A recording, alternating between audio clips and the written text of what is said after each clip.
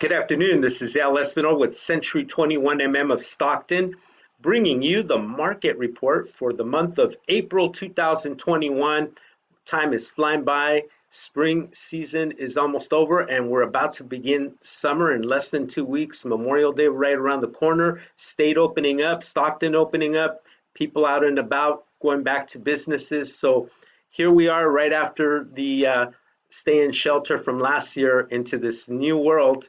And let's start off with taking a look at what's going on in the real estate market. This is brought by Trend Graphics, a division of MetroList.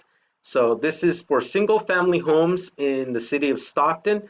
Month of April, we've had 206 homes that have actually sold, 140 that are on the market right now, and we have 296 that are pending under contract. So from a year ago, the for sales are down 64.1%, solds are down 1.4%, and pending is actually bounced up 83.9%. Let's see what's going on with the average price per square foot. So average price per square foot in Stockton, let's see what we got. It's going to come up in just a second. $252 average square foot in Stockton, and that's up 26% from a year ago today. You can see that trending right there. Days on the market. Days on the market, right now it's down to 16 days to sell a property. Really, really fast. You can tell from a year ago how it's gone down. And sold to listing price is 103%. So right now, average days on market has actually gone down 51.5% from last year, and the sold to listing price is up 4% from a year ago. So again, really fast. Put a house on the market right away, you get multiple offers, and it's selling. It's really a very fast-paced market for sellers. Average price for sale and sold. Let's take a look and see what we have here.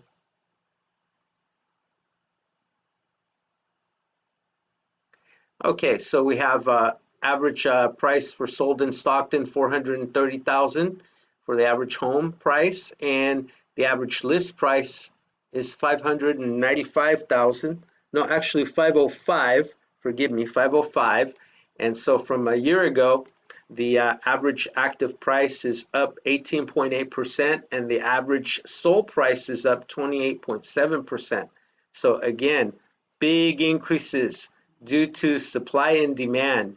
Months of inventory right now in Stockton, we are looking at 0.7, a fraction of a month, not even a whole month. So as you can see, the story doesn't change. Inventory is the biggest, lack of inventory is the biggest factor right now that's fueling this market. Buyers' demand escaping from the Bay Area. We got a lot of families and people now due to COVID that don't have to show up at work, can work from their home. So obviously they run away from the higher cost of living from the Bay Area, and they come out to the Central Valley and Sacramento, and that's why you're seeing all these multiple offers and buyers offering above asking and all these different things that are going on, no contingencies. So it's again, this is all due to the supply and demand theory that's going on. Where are we at right now with interest rates? Let's take a look. I pulled this up from US Bank. Okay, so these are mortgage interest rates in California. So basically the average rate is 3.125%, APR 3.193. Obviously, for this particular bank, they expect that you have a credit score of 740 or higher, and that it's for a single family home. Conventional fixed rates, APR 3.193, a 15-year, boy, 2.372, that's really good. There are adjustable rates as well, 10-year, 2.968. And then, of course, FHA, which is the most common right now, 30-year fixed rate FHA, 4.184%, and a VA on a 30-year fix, 3.122. So rates are starting to go up. Out of fears of inflation, the federal government's taking some precautionary steps to keep inflation in check. So obviously one of them is that you'll start to see interest rates creep up, as well as the demand for lenders and everything else going on. The other thing too to keep an eye on is Fannie and Freddie Mae, the federal government, is now starting to slow down on underwriting investment loans and loans for second homes. This happened on March 10th.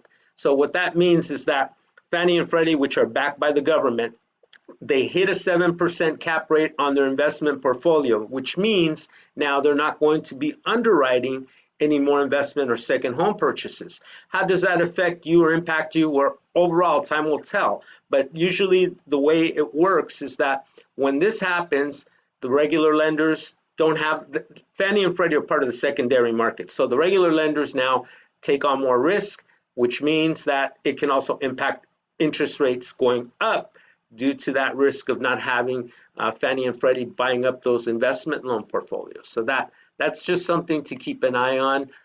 Let's see what else we have that I can share with you about how these interest rates are affected.